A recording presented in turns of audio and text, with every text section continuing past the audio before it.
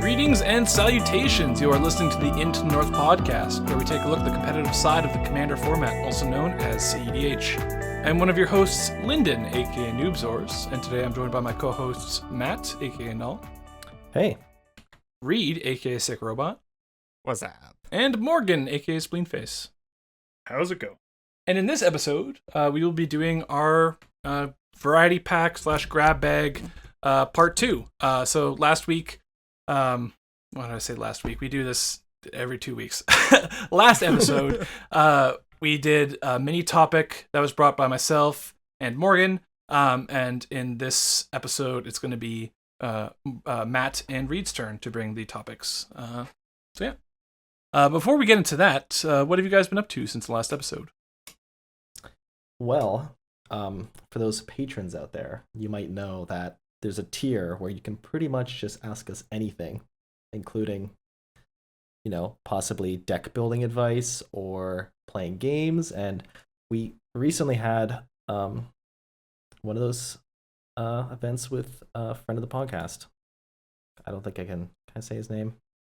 Yeah, we've said his name before. Yeah, Keegan. So we he's a pretty avid Urza player, so we kind of went over his Urza list, and we also talked about like the grindy meta, and we built grindy games and played some grindy games and had a lot of fun. Yeah, we did a whole like Thrasios, Tymna, Thrasios X, like the idea. Part of the idea was like trying to build the deck that when you know that you're going to that meta does the absolute best.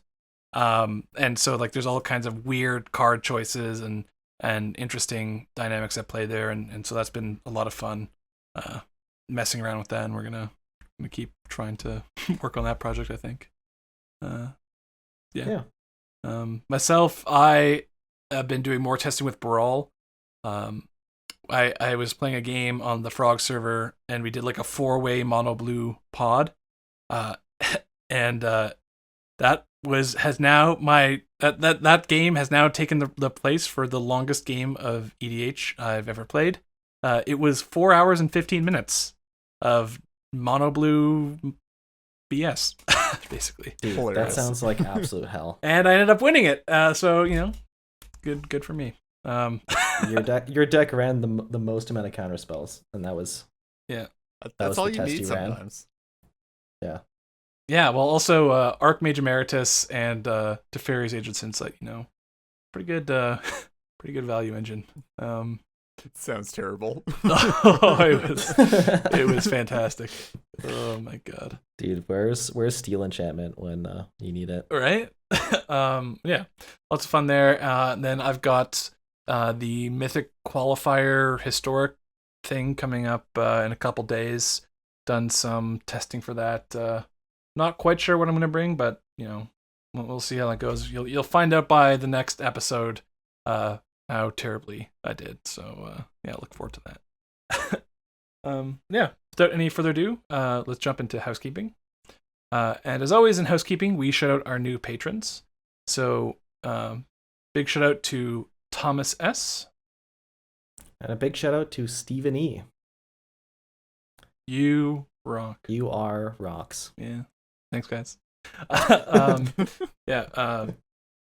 Patrons help, fund everything, as we say in the end of the podcast. That's such a downtrodden statement. Jesus.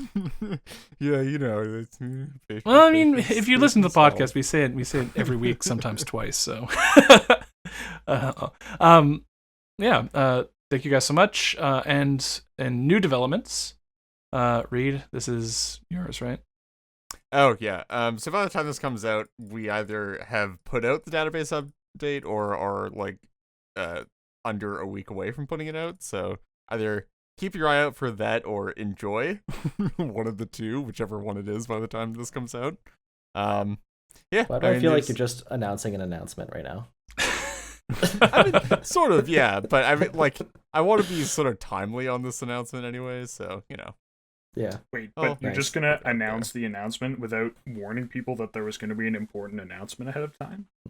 Sorry, yeah, should have warned them last week that I was going to have this announcement.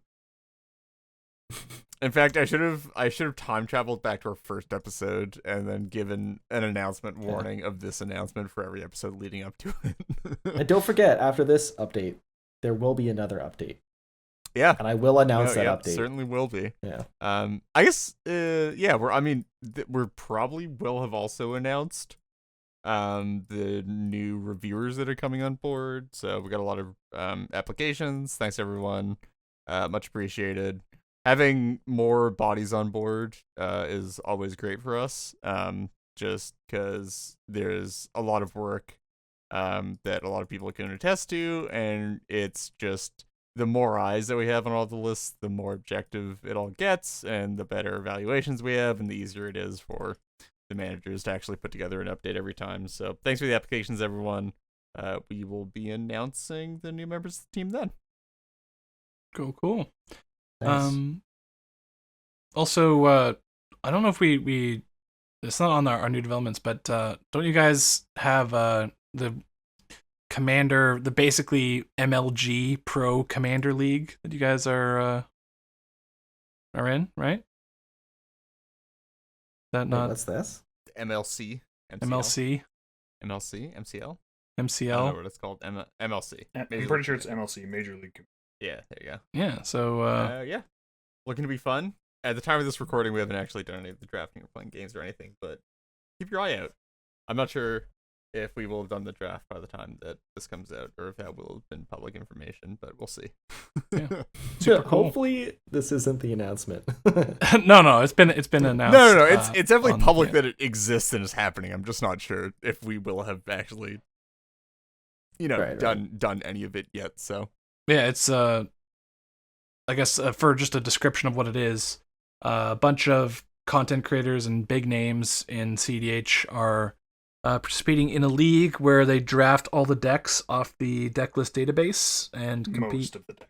Most of the decks. Yeah, and compete, and it's going to be like what 10 weeks long or something insane. Yeah. I hope ITN can claim another win. just So good clean luck to you house. guys. No. I'm definitely. It's gonna be a murder suicide. I'm just gonna make sure Reed doesn't.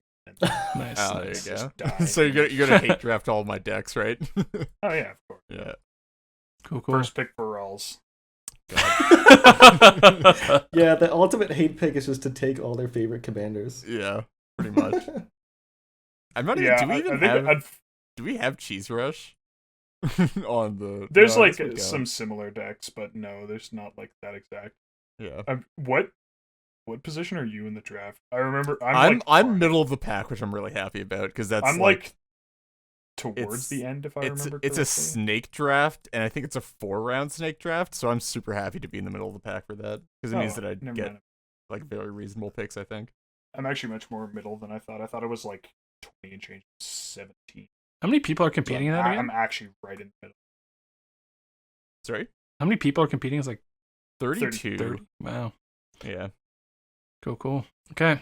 So that's it for new developments, and on to our main topic, which is mini topics. Too many topics. Matt's mini topic is up first. So Matt, what do you got for us? So for my topic, I have chosen commander-centric strategies, which has been a topic we've talked about doing for a while, but it's either hasn't been enough of a full episode, or whatever reason we decide to choose off it. So yeah, I know that a lot of kind of commander-centric players, generally speaking, are like devout players of their appropriate decks. So I hopefully we don't offend anyone here. No, fuck it, we're offending everybody. Yeah, come on, that's how we drive engagement. Exactly. Right. No holds barred. Yeah, dude. Yeah, so our first So let's pick up on something we were kind of discussing pre-show, which is what defines a commander-centric strategy. Which is sort of a fun one because we everybody. I feel like commander-centric strategy is definitely it's a concept in CDH, and most people have an idea of what they think of as commander-centric strategies, but it's sort of hard to nail down quantify. the necessary and sufficient criteria for a commander-centric strategy.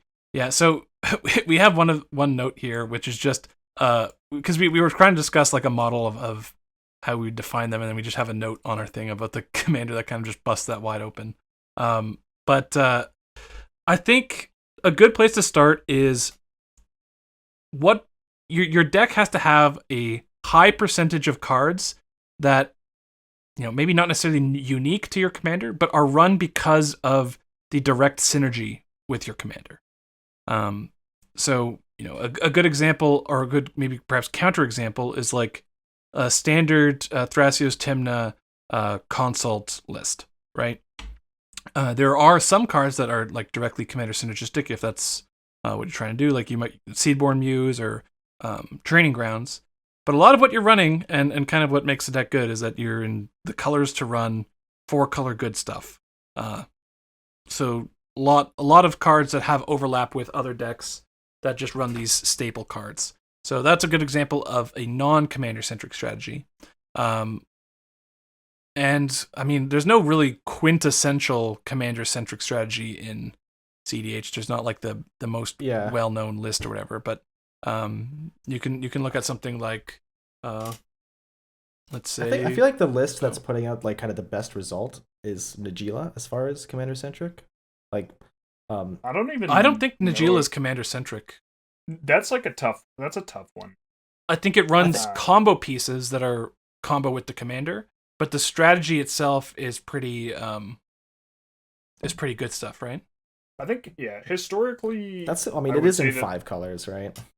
Yeah. Historically, I would say that like the two sort of most obvious poster children would be like Urza and Girog. Yeah. Both of which don't just use their commander for a combo, but also like as part of their non-combo game plan. Yeah. They kind of do both sides. Like they are a commander that changes the evaluation of a kind of class of cards, but they also change the evaluation of very specific cards. Kind of both approaches.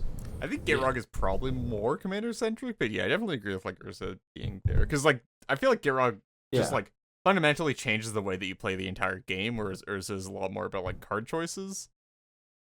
But it's still like pretty close. Like they're both very commander-centric, I'd say.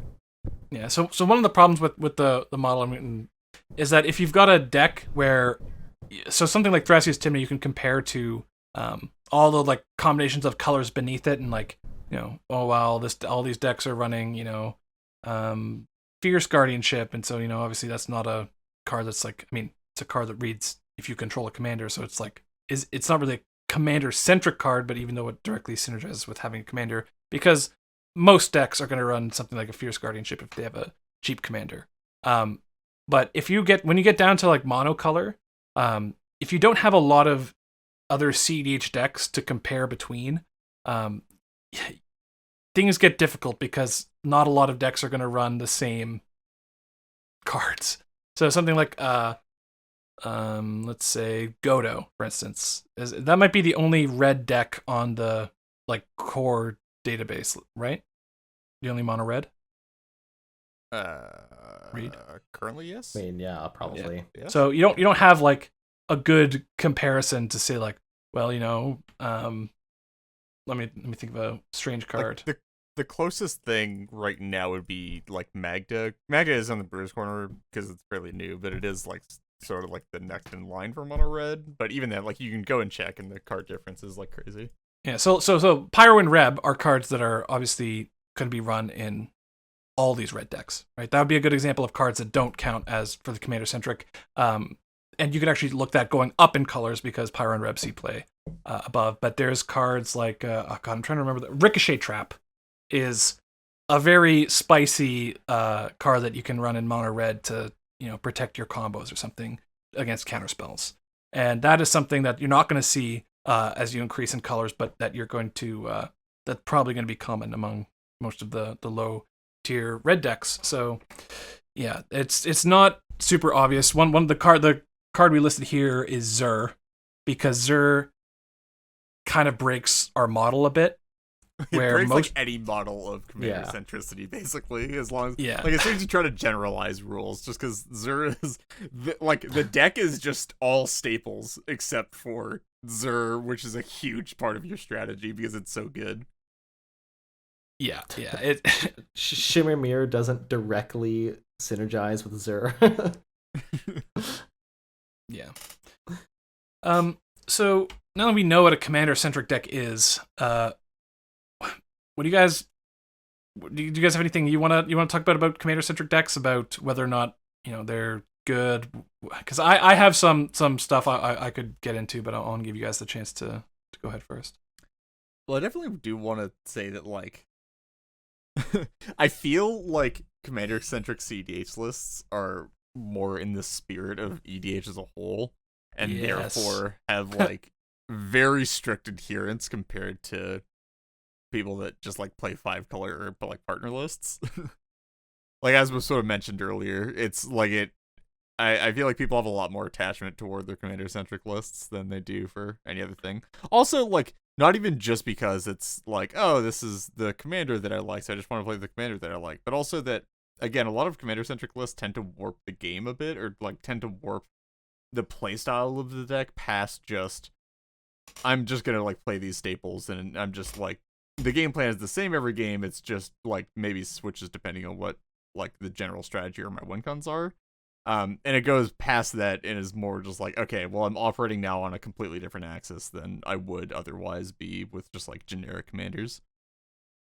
Yeah, I think there's a level. People generally like diverse metas, and this is not just CDH, EDH. This extends to 60 card as well. If the meta isn't diverse, and it's maybe it's not because a deck is like a tier 0 deck or something, right? It's not just like flash meta or Eldrazi Winter or something. There can be times when, I think this mostly happens in 60 card, when there's a deck that basically makes it so that certain other decks just can't even be, or like just aren't playable, right? I know this happened a lot in Pioneer with like the combo, their whole like combo Winter with like Heliod and Yeah. like it just made certain strategies completely unviable, even though those decks were like tier 1. I don't know if I'd call them tier 0, but yeah, like it just completely narrowed the diversity of the format, and that's something that people really don't like. In CEDH, and I guess EDH more broadly, a lot of the diversity is not just in commanders, but also in strategy and cards. I really enjoy seeing a variety of cards in CEDH. It really helps keep me interested and engaged. As engaging as it can be, I know we've been doing this with Keegan, like Matt brought up earlier. This like Thrasios Timna X mirrors. It can be interesting in terms of like being a challenging puzzle and whatnot, but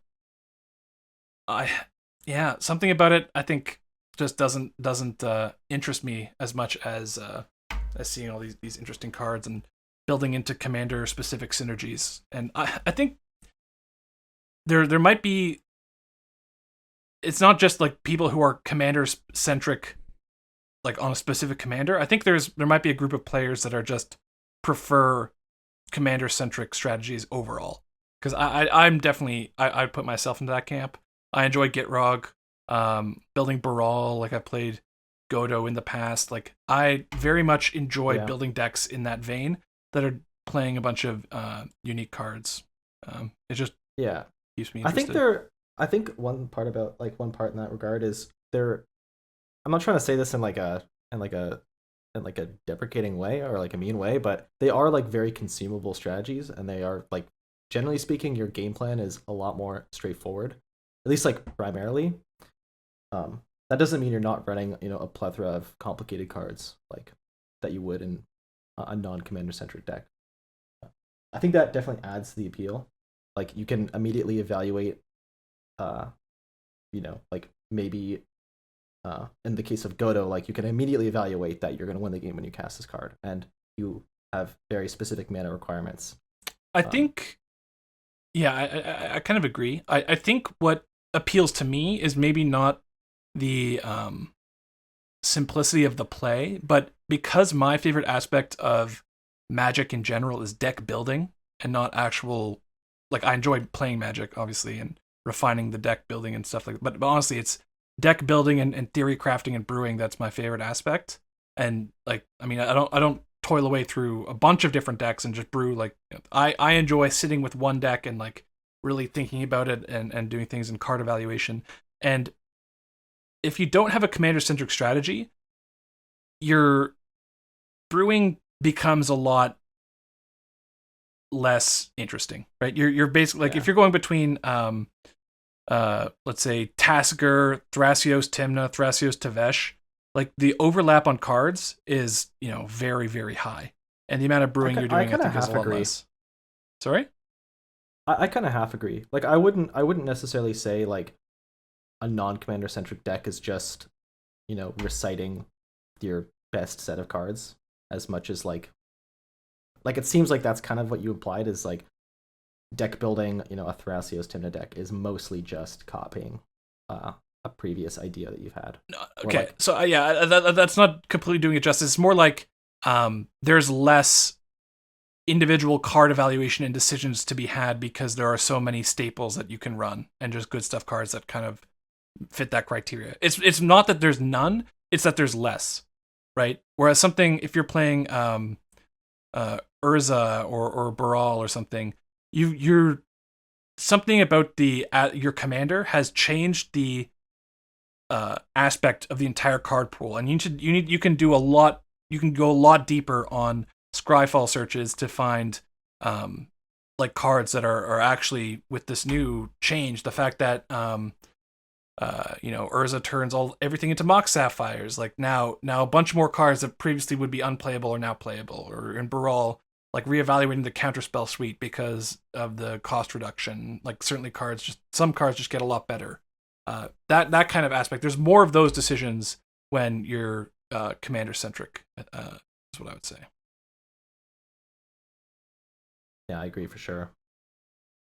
Yeah, I think another point I wanted to bring up was I think we've talked a little bit about the piloting experience, but there's also the experience of the other players playing against a commander-centric strategy, and I think it has like a very heavy effect on, especially when the commander-centric strategy is a threat, it has a heavy effect on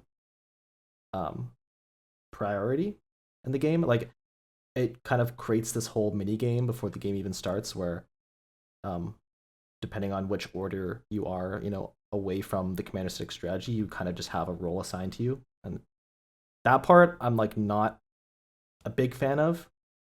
Yeah, I just wanted to bring that point up. No, that's a good point. I don't know if anyone else has experienced that, but like, it's definitely true with like certain decks where like they're commander centric in a specific way, and that way is usually like the commander presents some it enables some usually like more difficult to interact with than average Wincon of some sort, where like it's like, oh well, you're the person going like immediately before the the commander that, like, if they untap with it, it's going to be a bad time. So it's like, I guess we'll just push it onto you that, like, well, I guess you have to deal with this Gitrog monster or whatever it is.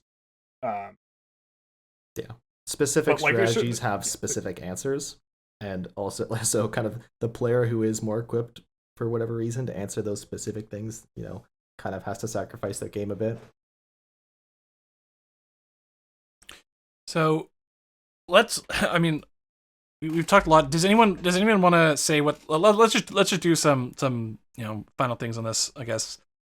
Does anyone what's everyone's favorite current commander centric strategy, or deck, in the meta right now, or one maybe that you're interested in the most? I think we all said it pre-show, but Orvar. Yeah. that's not. I mean, I'm definitely super into Kohler right now. Deck's awesome. Does a lot of cool stuff. It turns an entire class of cards into like actual reasonable includes, in that like you don't like play equipment tutors in like any other deck really, because they're just not worth it enough. But when your equipment tutors also have a mode where they just go and get your Wincon, then they suddenly become a lot better, and it suddenly becomes a lot more reasonable to play like this entire toolbox. So I don't know. Yeah, Cole's neat because he very much changes the entire dynamic of like how the deck plays, and also like how your evaluating cards and such. Like you also like you get to play like GTA because it's actually like a nuts grind card when you can find it consistently. Yeah. Like Mortar Pod as like a door killer is sort of awesome. Just like be able to cycle a 0 mana creature and for 2 mana just ping off dorks. Sort of neat. Yeah, that's super cool.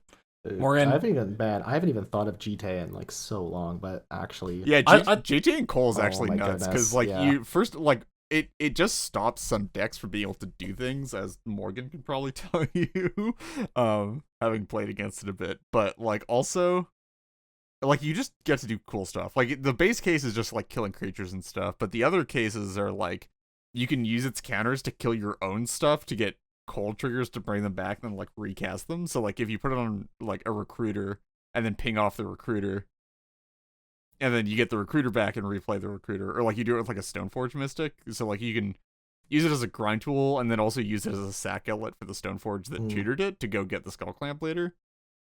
Yeah, it's got some cool stuff. Put it on a dock side. That too. That's not a bad one. Morgan, yours? I think it's got to be Helen. Nice. It's just like so many parts of that deck that like, there's like the obvious, okay, you combo with Cloudstone Curio. Shrieking Drake is obviously insane, but just like some of the things that deck can like take advantage of, I just find are like really interesting. I think some of the first lists didn't have cards like Quirion Ranger in it, and I was like, what? Yeah, seems incorrect. Seems like there's some synergy here. And yeah, like just I've definitely done a thing where like you pass the turn tapped out, and then over the course of like the next 2 turns, your opponent you go to having like 3 or 4 untapped lands by like, you bounce something with Quirion Ranger, you cast like a White Mane Lion, you put out an untapped land, you like and just there's a lot of different things that you get to take advantage of really well with his ability. Yeah, so I know I kind of agreed with Matt on Orvar, but kind of the one I'm most interested in dealing with right now is Baral, and just testing a bunch of different cards. Even though I've like refined like a list down to 100 cards, it's got at any given time, I'm trying not to completely neuter the deck with cards to test, but like I'm dedicating a significant amount of slots just for testing cards because I've got a massive list of cards that I'm interested in testing. You know that if you're hurting, you can talk to us instead of building Baral. Dude, I'm having an absolute blast. Baral is freaking He's in awesome. denial. My win rate with it is actually really high right now, but it's because it's obviously the new deck, unfamiliar deck. He's problem, having delusions. He's feeling blue, guys. He's feeling a little blue. Yeah, dude, it's about time I got on the mono blue hype train. About time. I feel like you start on the mono blue hype 4 train. years late at this point. Yeah, I mean, it's late on terms of the Baral hype train, but like mono blue, I mean, like there's constantly new mono blue stuff coming out, and it's I think playing mono blue is and CDH is, you have to hate yourself just a little bit, but it's it's fun. You know what? There's a bit of masochism in every CDH player. Let's be honest. The one thing though I'm finding with Baral is that you basically stand no chance unless you're politicking constantly.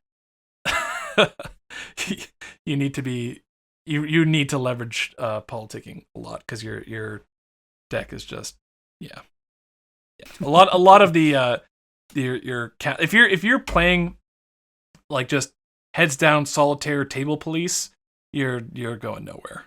You can't win. Yeah. Okay, I know this isn't the Brawl episode, but what is the most nutty opening hand with Brawl? Like, I just want to know, in your opinion, what are like the 7 cards? Probably turn 1 Brawl, and then I've had 2 games recently where I opened Soul Ring, and I've been testing with Strixhaven cards and Archmage Emeritus, and like you need opening a value engine, like it could be Wavebreak, Hippocamp, Archmage Emeritus, Teferi's Ageless Insight and like a Soul Ring or Mana Crypt, like that's gonna be that's the nuts hand right there. Yeah. And like obviously some like counter spells or whatever, but yeah. Cool. Anyone have anything else to say on commander-centric strategies before we move on to Reed's topic? Yeah, I mean, I think it's just like an interesting puzzle with a lot of them, in that I'm trying to remember where I read it, but essentially there was someone talking about evaluating commanders, and it was like, how many bad cards does it want you to run? Was like basically the principle they were talking about. So like the most extreme, Zur basically doesn't. It wants you to run like one bad card, and that bad card is Shimmer. But then a deck like Vanipar just wants you to run like actually all the bad cards. Which deck are you gonna pick? I was waiting to 30 bad cards. And so like I think one of the reasons that I think it does to an extent hold back some commander-centric strategies that, like, in order to really take advantage of it, you are incentivized to play like just so many cards that really you don't want to be playing, and then it's like, oh, I put in 15 cards in my deck to synergize with my commander, and there's a Drannith Magistrate, so rip that plan. So it's always interesting looking at commanders, and I guess Lyndon, you've talked about it with your what was the term, minimum effective package? Was that your the term you had for it, of like trying to figure out, okay, how many cards do I put in to make it worth it to play this commander over just something generic, versus like how many cards can I put in before my card quality is so low and my deck is just full of clunkers. Is like a big challenge. I enjoy when brewing commander-centric strategies, but is also like why I think they seem to struggle in competitions and things like that. I guess my final thing to say would be kind of restating a bit of what Reed was saying earlier on how they're kind of the spirit of EDH. And we've talked about this, or at least I've talked about this before with Drannith, and how when Drannith is in play and the way Drannith makes you think about your commander and your deck overall, makes you, it almost warps things into like Canlander, right? You're playing 100 card singleton and without a commander, and when you have a and that's kind of how it is when you're not playing a commander-centric strategy, where your deck functions completely fine for the most part without your commanders, and your commanders are kind of just the icing on top. But yeah, I think commander-centric strategies are what makes the format interesting overall. Which is kind of funny because the genesis of the format required you to play like commanders that certainly weren't built do anything. No, it's also like even a little bit. When new spoilers come out, I feel like that's what most people get excited for, is like the commander-centric stuff. It's also and the one thing I think commander-centric or commanders that demand they be built around in the commander-centric style are what lets you look at a new set and get excited over like random crap. Like Thrasios Tymna player is looking at Archmage Emeritus and like pogging out, like, oh my god, this card is so awesome. But then you're playing Baral or some other spell slinging kind of low color deck, and you're like, oh my god, this is the best card I've ever seen in my life. Literal turns Flusterstorm into blue ad nauseum, man. It's hot. Yeah. Cool. Yeah. Next up, Reed, your topic. Yeah. So this one, nominally here, the name is How Deep is Too Deep, Being Deep Through the Ages. Great topic name, IMO, but really just talking about sort of the history of playing too many Wincons. Because it's like this constant issue that I see in the format, that like people just like want to play a lot of Wincons for reasons unknown to me. Oh yeah. And it's a problem that never goes away, and I just sort of want to talk about it a bit, because I know I think we've gone over it a bit in the past like 2.5 years that we've been doing this podcast, but it's just something that I sort of want to talk about. Also because there's a specific case of it that I have encountered a bit recently, with some more popularity on some specific stuff. So yeah, I sort of want to get into that a bit, but yeah, I mean, the big one for me in like differentiating, so like if you are asking if if you're asking somebody if your list has too many win cons or if it doesn't have enough win cons, first of all, that's probably the wrong question to be asking, but also like you sort of have to look at it in a frame of like what your win cons past the first are actually doing, because it's pretty easy to come up with a list with like one win con that's your primary win con. But adding win cons after that is really a function of like a bunch of different variables, and I sort of internally categorize them into like backup win cons versus redundant win cons, where like your backup win cons are typically like either less card efficient or less mana efficient than your main win con, but typically have like better card quality, or like are composed of cards that you're running anyway. It's just not like something that you're primarily going for, whereas redundant win cons are sort of on par with your initial win cons in terms of like card efficiency or mana efficiency, but like still have like pretty bad card quality. I think, or like you're sort of like forcing them into your deck where they don't really naturally fit. I think backup win cons can also, rather than offering higher card quality, another thing they can offer is like higher hate resilience. Yeah, like stacks resilience. Yeah, or just lowered different interactability. Yeah. Like I think the biggest one is, you know, in low color red decks, just like the dual caster. Yeah, definitely. Thing where you're like, I'm playing World Gorger Dragon and Underworld, but like someone plays Rest in Peace.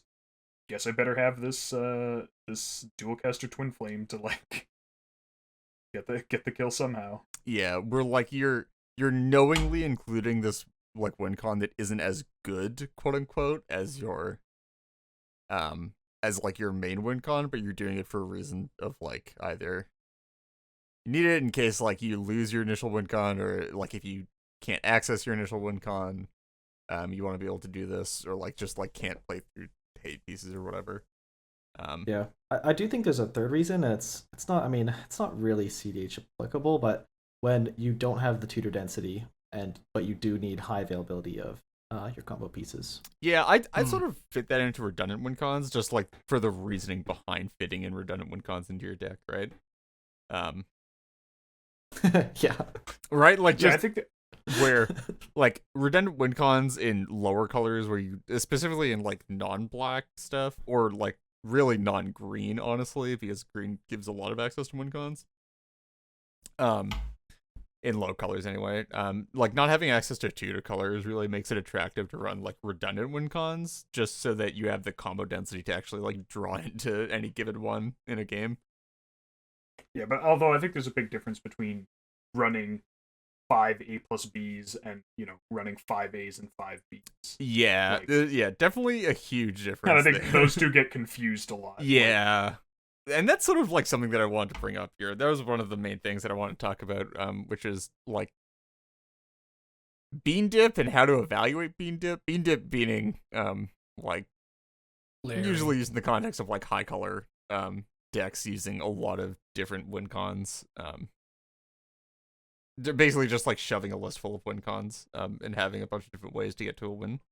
I think where oh, go ahead. Sorry. Yeah, just where like the way that people that like bad deck builders build bean dip is to like throw in a bunch of combos that don't have shared pieces and just call it a day. Like I'm gonna play Razaketh, and I'm gonna play Hermit Druid, and I'm going to play Breach lines. Like breach Yeah. lines. I don't know why it is, Isochron Scepter and Dramatic Reversal and like all I think of that's this like also stuff. like that's the level 0 of bad like deck building. I think there's a level like there's another level above that that's still not like optimal deck building, which is including combos that layer but and share pieces but don't add anything or do anything solid. So one that I saw, I've been working on so like an Emery list with with some people, or refining some of the Emery lists that we've seen.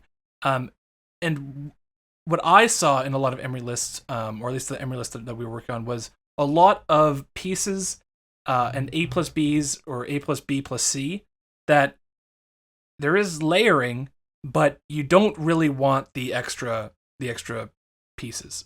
Yeah, they're like not necessary. So you don't need I think the extra Mesmeric Orb, density, right? Like you don't need Yeah, the well, extra so- density of Wincons. yeah. So like Mesmeric Orb, I think is great in Emery, right? Especially because it helps you find your other combo pieces. You can run it with like a Pheto Alchemist and Basalt Monolith. Fantastic. Okay, good combo. And then they're like, okay, well, I'm running Basalt Monolith. Should I run Rings of Bright Hearth? Because that's what I saw a lot of lists doing. Running rings. Some people running Power Artifact.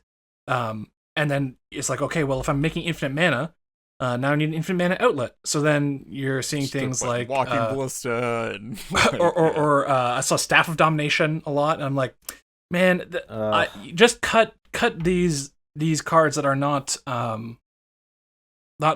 really adding anything, and make your current existing win cons good. Trim down on the package and basically focus on the good combos. So this is like basically covers sort of this category of what we're talking about. It covers like the case that I wanted to get at earlier. That I've been seeing like a sort of a bit of renewed interest or whatever in recently. Which is people building like nominally it's usually like Jund or Abzan decks. Or like in those areas playing like Razaketh, right?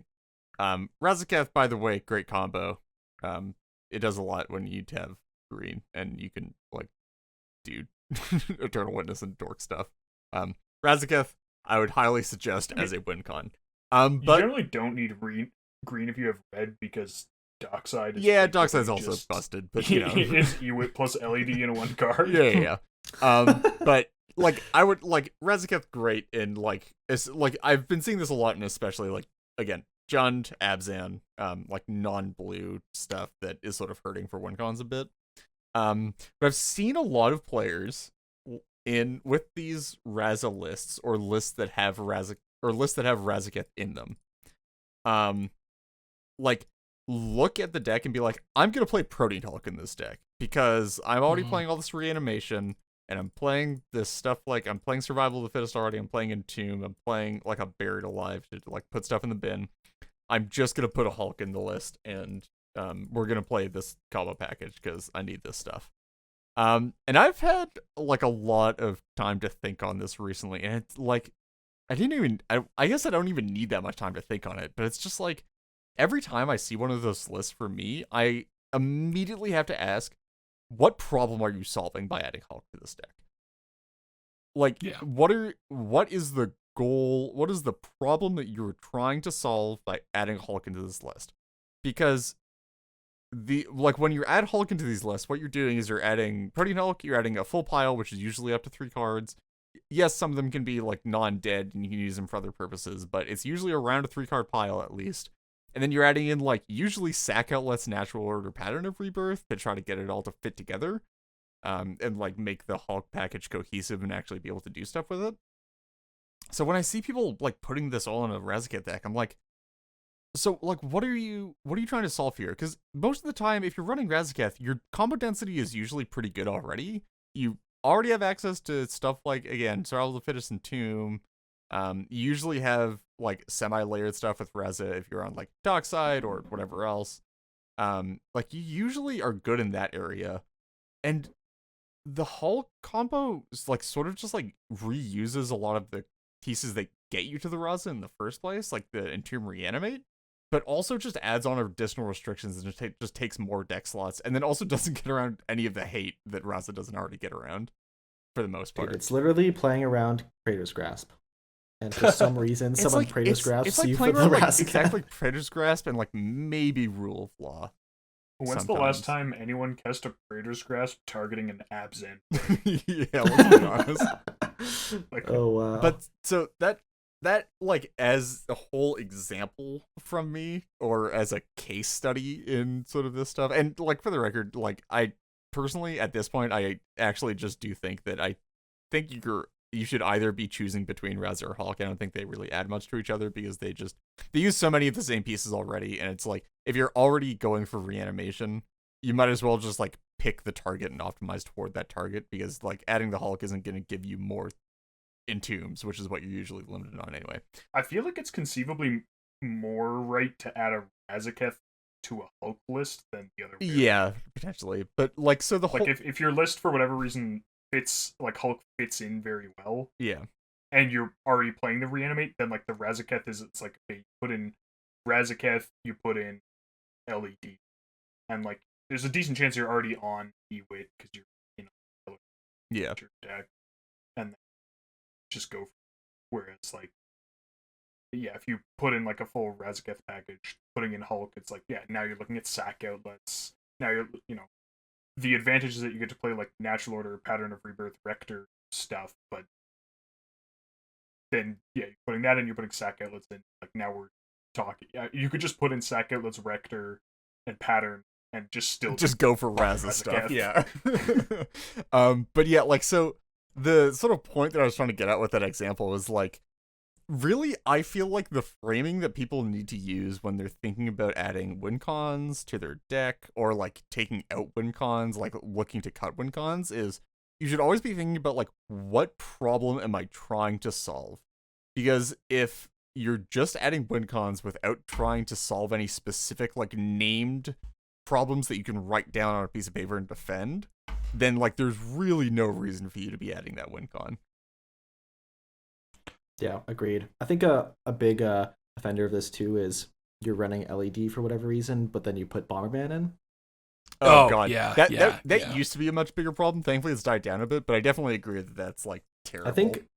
I think evolution lists I've seen still have Bomberman, or like they're on Breach and have Bomberman. I'm like, what are you trying to do here? I understand that more just in that, like, when you don't have black access to certain, like, particularly, like having an accessible creature Wincon to go with your LED is like somewhat appealing, because finding Breach is a lot harder than finding Bomberman or like finding Koryak Salvagers. But yeah, I definitely don't love it. And I mean, like, I cut it from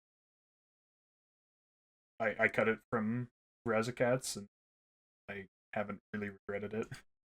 I honestly think the best maybe case study, or like perhaps the worst offender, is Thrasios Bruce lists that I've seen for. Those are sort of like the new bean dip, in my opinion, where they're just the thing is, you have so many, like, because you have your infinite outlet so hard in the command zone. You have so many different infinite mana combos you can go for, and just so many things that layer. It's you need to. This is the one where I think this is like the your final exam on how to optimize a win condition package and layer things appropriately. So, one, I'm just not a fan of like I think the Birthing Pod win condition package in that deck is absolutely awful. No. Well, wait, what deck are we talking about? Well, there's a million different Thrasios Bruce like decks. Blue Pod, I guess. No, but like Blue Pod is a pretty different deck from like all the other ones. Or actually, maybe it isn't anymore. It was for a while. Like layering in Birthing Pod with Freed from the Real is that what you're saying? For a while, Blue Pod like was not playing things. It wasn't playing Koryak Salvagers. It might have been playing like a Dockside combo, but it was like you could play like Rule of Law. Yeah. You could literally play Rule of Law, and then you just have a bunch of like creature based combos. Yeah, you can. Although I think so the point wasn't about layering. The layering is mostly for the other versions of Thrasios Bruce. But I just have a thing against Blue Pod because I think Birthing Pod as a win condition is terrible. Just want to shoe in your package and cards that you have to run are just terrible. Strategy. Well, but if you're already gonna play like a Yisan, but you can play like Yisan Vanifar Birthing Pod, and then your plan is to pod chain however you're doing your pod chain. Yeah, and then your pod chain cards are all terrible cards. And like it's let's not get too deep into this. But I'm just saying I think that win condition is bad because your card quality necessary and like slots necessary to enable that win condition are terrible for a win condition that isn't even that good. Discussion that Lyndon's trying to have here, though, I think, since we got off track, is that like specifically for stuff like Evolution List currently, where you have such a wide array of Wincons that are all roughly equal in power level for the colors, and like you have sort of a hard time finding most of them, or they all have like reasonable trade-offs. Like it starts to be like a very real exercise in like pruning your combo package and getting it down to a place that actually makes sense. Yeah.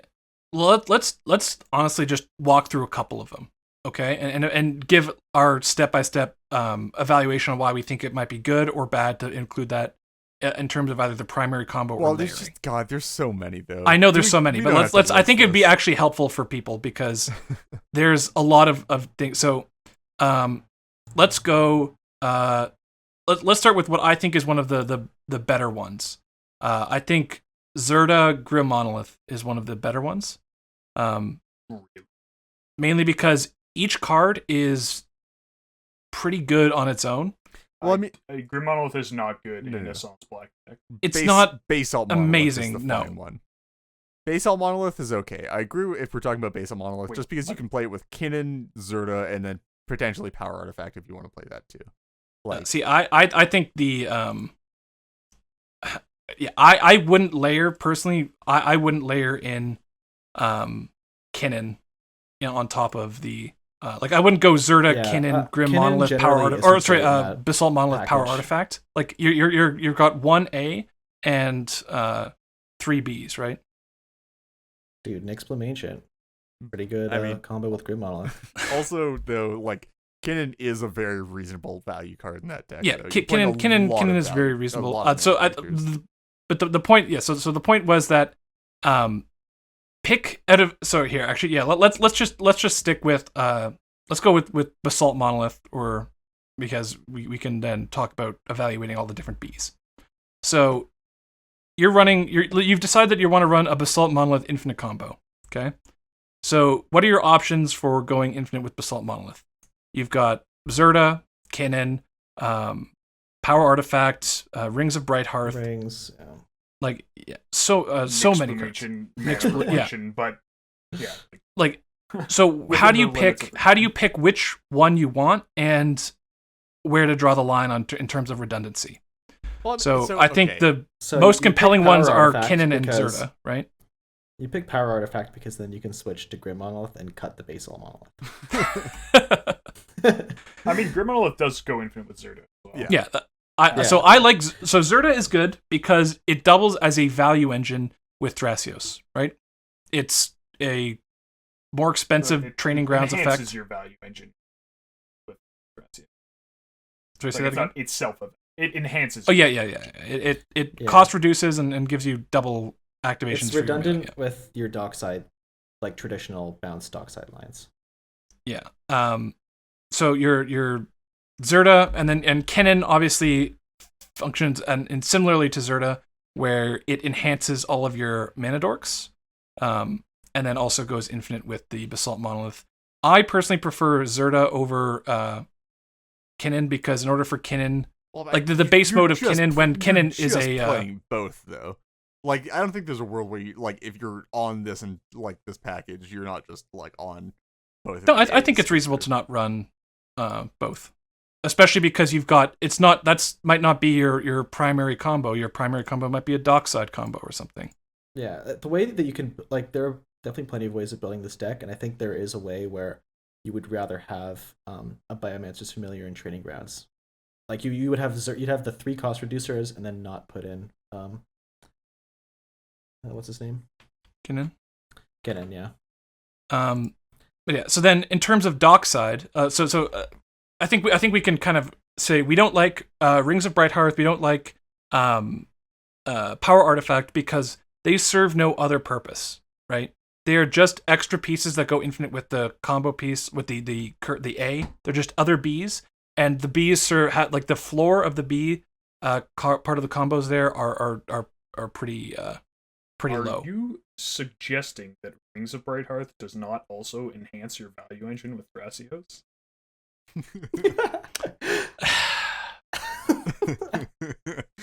It's not the same, guys. It's not the same. For the amount that you would put in to get a Rings rings doubling a Thrasia's activation, you can get 3 activations out of a Zerta. So, yeah, you can compare them directly, and then, Wow. yeah. Linden is apparently too good for buy one, get one 50% off. Yes, dude, in this circumstance. Awesome. So then there's another set of combos that these decks typically look at, and that is Dockside. So Dockside is your A piece, and there's a lot of B pieces to choose from. Some common ones, I guess, used to be Temur Sabertooth, moved over to Emiel if you're doing that. And then there's some more fringier ones, which, I think are a bit better, which we've got Baron Master Wizard. Wait, you think Baron's better you've than got- Emiel? We'll discuss that in a minute. And then we've got we've also got Lord Drakus and bounce certain bounce spells. Cloudstone, Curio. Yeah, Curio as well, is yeah, also an Curio. important one. Dust Elemental? I'm sorry, excuse you. So, in terms of evaluating the Bs on this front, I personally do not like Emiel unless you're able to get other value from the Emiel.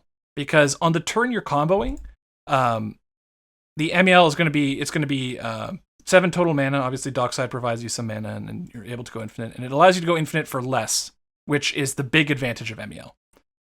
You only need 4 treasures to go infinite with Which is lower Dockside than and any Emiel. other bounce. It's the lowest, yeah. Well, No, other actually, than- Curio other might be than lower. that. Yeah. No, Curio Goes infinite with 3, I guess right? Curio, if you have like If you're A playing dork? if zero, you're playing CMC. a rogue rack list, I suppose. Yeah, but, 0. no, the Deadeye is actually lower, Oh, sure. Oh, true. which also has the advantage that it doesn't target, so you Yeah. can damage people.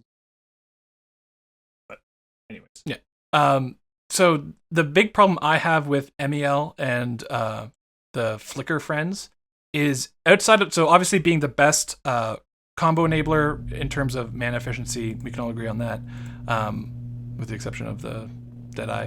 But I think the problem with Emiel is that in these decks, there's typically not a lot of ETB effects that you're really wanting to take advantage of with Emiel. So the floor on Emiel is actually a lot lower, basically serving only as a combo piece. Whereas, don't. Yeah, which for the record, I mean, like if you're not building your deck with like a solid amount of ETBs, I'm kind of surprised. Like there are plenty of good creature ETBs that you'd want to play in a deck like that. so can you give some examples? also What you would like? protect stuff. Spellseeker. I would even consider recruiters. We already counted Dockside. I would consider. I mean, in some circumstances, I would consider. I'm blanking.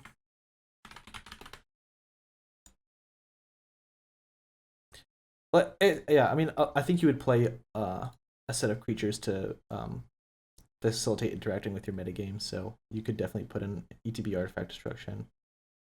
Yeah, I personally think that what happens when you're doing something like that is you are, and this is something, it might just be my personal style of deck building, but I won't usually go for the most. I won't go. I'm going to play the most efficient combo piece in terms of Emiel, and then Emiel at base is not good unless I'm running ETBs. So I'm going to put in additional ETBs that I wouldn't be running otherwise. Like you're obviously running Spellseeker already, and Dockside is the combo piece. But beyond that, I'm not going to be like, well, I'm going to put in an Eternal Witness, which doesn't serve any necessarily, if it's not serving a combo function. I feel like this might not be also a all great the example mages are because great. like Emil as a combo piece actually has so many advantages over any of the other suggested ones. Like assuming we're comparing to like Baron as our enable. Yeah, Then there's advantages, and so Baron's obviously. Let's just talk about Baron for a second then. So Baron, for people who might not know, reads 2 mana, sacrifice a permanent, return target creature to its owner's hand. So in order to go infinite with Dockside, you need to be making 6 treasures. So 2 more than Emiel, which can sometimes be a big ask. But the, I guess, advantage of Baron is that he has more utility outside of the combo. So he's, as Morgan pointed out, worst combo piece in terms of mana efficiency, but also in terms of like protection lines. But if, let's say, you would like to answer an opponent's, you need to clear a hull breacher in order to actually go infinite, or a Linvala or something like that, or you can use Baron Not to that remove one. those. Sorry? How are you? You can't use Baron to clear a ball, but Oh yeah, true. Unfortunately. Yeah. That would be sick. That was yeah, opposition agent or something like it can clear some, or a collector oof or whatever. You can clear some pieces that might be getting in the way in order to progress with your combo. So I think evaluating what you want out of your card and the floor is important for looking at these kinds of cards. And I think we mentioned Lord Drakus, or I mentioned Lord Drakus as well, which this one is much more niche than Baron in terms of what people. So Lord Drakus is for 1, a blue and a red. It's a 2/3 lizard beast with mutate for hybrid blue, hybrid red, hybrid blue, hybrid red. And when this creature mutates, return target instant or sorcery card from your graveyard to your hand. And so the combo with if you bounce it when it's mutated onto a dock side, you get both back.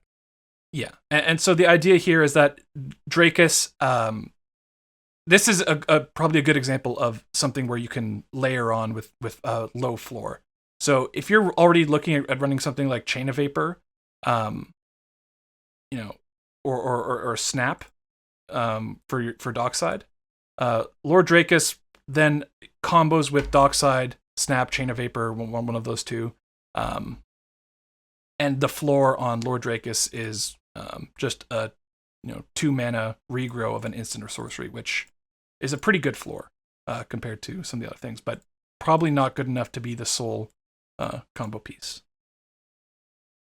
yeah, I'm just not a fan of that one because it means you have a 3-card combo instead of a 2-card combo. Yeah, I think that's why I think the primary combo of that is bad, but in terms of layering, I don't think it's the worst. That being said, there is like sort of an argument that like the fact that you can like use a bounce spell beforehand and then like Dockside plus Drakus afterward. The other thing I like about Drakus is that terrible, but it's also like it's still 3-card combo. He also lets you do fake twister loops, or like if you don't have an Eternal Witness in your deck, there's a certain amount of combo pieces that you can lose, and then you'll no longer be able to loop things that can do a Wincon. And Lord Drakus allows you to do that. So it serves like a weird extra purpose potentially, but yeah. So lots of things to consider, and we didn't even touch on like some of the other combos that you can do in like Freed from the Real. Like a lot of these decks are already running Bloom Tender, Faber Welder. Good old big dorks. Yeah. So why would you or wouldn't you consider running Freed from the Real? I mean, it's just combo density, quite honestly. Density, yeah. Right. So why? So what are your guys' preferred? Would you draw the line at like how many combos would you run in this style of deck, and what cards would you include, or which combos would you include, which combos would you exclude? I mean, I feel like we haven't even talked about the breach combos that are kind of true. I was gonna say breach stuff. Yeah, I'm not sure that we want to get into everything, quite honestly, but this is sort of. I think that I have a hard time seeing a reason to run a deck with more than 2 like more or less completely separate combo packs. Yeah. Like you could do 2 in certain contexts, and then you might do like 2 and also something that layers in, like for example in in Shuffle Hulk you had for a while you had Freed from the Real, right? You could find enough Rector and put it on like a Boom Tender or whatever. Like that's not like 1, right? Your sort of main shuffle combo is 1, and then that's layered on. So if you had like a Protean Hulk line, you had a breach line. You have a Protean Hulk line, you have a breach line, and then like you put something in that just kind of synergizes with pieces from both of them, and like that that seems reasonable to me. But then going like, and I'm also gonna put in like some other completely unrelated line. Then like I'm also gonna be doing this scepter thing as well and have a rock package. Yeah, exactly. I think one thing too that's maybe worth mentioning for layering in these things is that consider what hate pieces stop your combos. So it might not be wise to do the Grim Monolith Zerta package with just the Dockside package, because you're actually then weak to Null Rods. Both of your combos are weak to Null Rods. It might be worth considering having the Freed from the Real combo, or like one combo that I've been high on recently is like the Sigil Tracer Dramatic Reversal combo. Because I think Sigil Tracer is just a pretty solid card. Wait, in what? Sorry, what do you mean? And you're suggesting that you won't be weak to Null Rod when you're trying to do Sigil Tracer Dramatic Reversal? Well, you can go through Dorks. I mean, you can, but like producing 2 in a blue for Dorks is not like a real thing that you can do consistently. Yeah, correct. Yeah, I guess. I don't know. I don't know. I don't know if I agree with that. But I think even if that's like the worst, like I agree that it's more difficult than some of these other combos we've mentioned. But the fact that the floor on just a Sigil Tracer, like a value Sigil Tracer, isn't terrible, and it gives you protection from, or allows you to still win through another hate piece that could be giving you trouble, is a reasonable, or is a decent reason why you might want to consider layering in a combo like that. So yeah, I guess to summarize, when layering, try and look at the floors of cards. Don't go into too many B cards. If you're kind of limited with an A, don't go into 3 different Bs. Well, and also like actively make sure that you're trying to solve a problem by including more Wincons. Yes, like it's. I remember. Yeah, even if like the cards are all really high quality, just like there's a point at which it's just not worth it, and you're not solving any problems by including more. Yeah, for me, like the biggest culprit for that was with Kazur and Ukima. Everyone being like, well, yeah, you can play like Food Chain and a Cast from Exile creature and then kill with Kazur, but you can also play Alurin and Cavern Harpy and kill with Kazur. It's like, I mean, yeah, sure, you definitely can do that. I'm not going to say that you can't, but okay, what shuts down Food Chain? Well, any taxation effect or like a rule of law or something that stops you from accessing your commanders like a Drannith Magistrate. Okay, what shuts down Alurin? Well, any taxation effect or like a rule of law or anything that stops you from accessing your commander. Honestly, I feel like that is communicated as like kind of a bottom-up idea, but often that thought process starts with, man, I really want to play Alurin. Yeah, actually, 100%. Food Chain kind of works well here. And then it gets communicated as, well, have you considered Alurin? Yeah, so make sure not too many don't break the symmetry on A's and B's too deeply. Have a good floor on cards and make sure it solves a problem. But if I run more combos, then I can win faster than them. Dude, the best also too is when you have like you pick some strategy and then your backup combo is just a more efficient non-synergistic. Yeah. Like honestly, kind of Breach falls into that where it's just way more mana efficient. I was about to go the other direction. What do you mean? Why do I play Palicron Dead on Navigator? It lets me win faster. More combos each will win faster. Cool. Does anyone have anything else to say on layering? How deep is too deep? Yeah, I do have a comment, which is I'm happy that this turned into the Sans Black episode. God damn it, you swindled us. Awesome. Yeah, we were never gonna talk about Sans Black as an archetype, but we will use it to illustrate. It's a great deck example. building wrong. Yeah. See, I have that's a the topic compromise we'll accept. Okay. we're done with our main topic, which means it's time for everyone's favorite segment, Gut Check. Gut check. Yeah, check. Gotcha. Woo! Thank you for bringing the energy as always, Morgan. Yeah. So Matt had to step away in the middle of last episode, so he was not here for a gut check. So we're going to give him last week's gut check, and then we're going to move on to this week's gut check. So last time, Matt, the gut check was, what cards have you always wanted / hold a special place in your heart?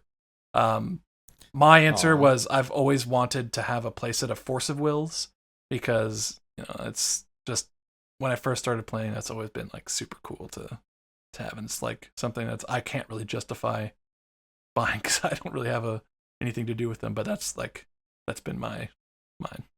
Cards that a card that I don't already have, or cards that you've always wanted / hold a special place in your heart. So probably one you don't have, but it could be one that you already have that you have always wanted for a long time, and maybe you bought recently or something. I generally speaking act on my desires pretty consistently, but yeah, I mean it's just probably just cards and decks of formats that I. It could also be like a afford. specific printing or like fancy version of Yeah. the card or something. Masterpiece or something. I always wanted a playset of LEDs, and I did that. No beta Oh, duels, right, Matt. there You you don't go. want beta duels? Is that it? Or? I actually don't. Hmm. I wanted to play an Oath deck. I've never played an Oath. I think it'd be cool to have a playset of Oaths. Nice. Okay. It was last ones, and now this week's gut check. What is everyone's I don't like where this was going. what is everyone's favorite MTG snack? So if my you're God. if you have to have a snack while you're enjoy some snacks while you're eating to eat while playing Magic, what are your Okay. Can we all just agree that? read, right? He's Can we all everyone's just favorite snack. Oh, God. Correct. Can we all just agree that water is the best snack, and then move on to our second favorite snack? Yeah. Water's not a snack, so no, I don't Dude, agree. waters will do everything that a snack. Water's a can way do, of but better. life. Thank you very much. Preferably, okay, actually it fully depends. So am I playing at am I like snacking at like a table, or am I snacking sitting in front of my computer playing Yeah, Magic? it can't have crumbs. You It can can't make do my hands either dirty. or both. Okay, Whatever you so want. if I'm at a table, I obviously want the greasiest thing possible to fuck with everybody's sleeves to make them hate me. Yeah. Like Cheetos, Doritos, uh-huh. let's some chicken wings. A bowl of pho, but you're just like slurping the noodles 100%. mad hard. As much grease as I can get onto everybody else's like anime playmats as possible, the better. French onion soup is another. Oh really yeah, good one for great. me. Oh Just yeah, nice. like the splashiest Uh-huh. fucking dish. Okay, I'm gonna be real here. The best MTG snack that I've consistently had has been David's just cookie drops every time he. Dude, mine was also going to be a Dave related one, which was Dave. We started this thing where he'd bring like a sleeve of like saltine Yeah, crackers. Yeah. Dude, I Yeah. fuck with that shit. That's so good. Yeah. Dave Wait, knows how to Linda, snack. did you Oh, take dude. saltines and not Triscuits? Who are you? What have you done? Honestly, you done with Triscuits the are real definitely Linden? more like crummier. Like you could definitely get away with salt, like by like going ham on saltines without making your hands. Also, of crummy. course, we've got to Yes. wash it down with the QMTG $2 Coke, right? Was it I think $2? $1.25. Yeah. $1.25. Dude, Morgan and those were scammed like us, the but he didn't big scam bottles. us Those were like that the hard. 2-can bottles. Yeah. I'd say Because they were perpetually on sale for like $3 or something for like a pack of 6. probably my favorite MTG snack. I'd say maybe not my favorite, but I think the snack that's most emblematic of it to me is, especially like at face to face, grabbing a coffee directly before a round starts and then just like shoveling whatever's in my bag down my face and following it with coffee as a snack. Dude, the best snack is the meals you share with your friends before after meeting up for Magic Night. Yeah, dude. yeah. Going to driving to A&C, and then like afterwards, we all go out to grab a bite. Dude, miss that. Okay, the actual most snackable food is definitely got to be like some sort of hard candy, like Skittles. Like they literally make no mess. Oh, actually, no, I got it. Mike and Ike's for me. Yeah, Mike Ike's, Mike's, solid. Yeah. Although I also like the LGS near me is they're like a board game. They also double as like a board game cafe. They have like an LGS section and a board game cafe, and they have like a full restaurant in their thing, and so they've got like all kinds of awesome stuff. But just getting like a nice like beer or drink. I was gonna say, are they licensed? Because I was like whiskey. yeah. Get some of that and like maybe some like pretzels or something to go with the drink, and pretzels aren't that messy, so yeah. Yeah, pretzels are like, they're definitely mechanically a very good snack for card games. The problem is that they're just like really not that great. Wow, fuck you. Pretzels are great. Okay, wait. They're like they're hard pretzels fine. or soft pretzels? Hard pretzels. I mean, hard pretzels are fine. Yeah. Dude, if you put a soft pretzels are always covered in like something greasy. What? No, dude. I just need a nice beer to wash like down. I just need a nice glass of carbs to wash down my carbs. Yep. Of course. Yeah. Cool.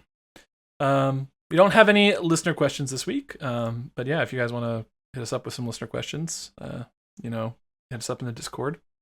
I mean, I can only conclude from the lack of incoming listener questions that we've been so thorough and comprehensive as a podcast that we have fully educated all of our listeners. Our backlog is literally everything you could ever know about CDH at this point. I think actually, like, we just, with the conclusion of the Variety Facts series, we've actually just covered the entire depth of knowledge that is possible to cover. Yeah, so now we just restart, right? Go back to episode 1. Episode 1 tier list. Let's do it. We have to do a remastered pilot first, and then... True. Yeah, another lost episode first. Yeah. Oh, God. Okay. Well, that about wraps it up for this episode. If you guys would like to reach out to us with any questions, comments, or concerns, you can contact us on Twitter at IntoNorthPod, via our email, intonorthpodcast@gmail.com, or on our Discord server, the invite link for which can be found in the description for this episode.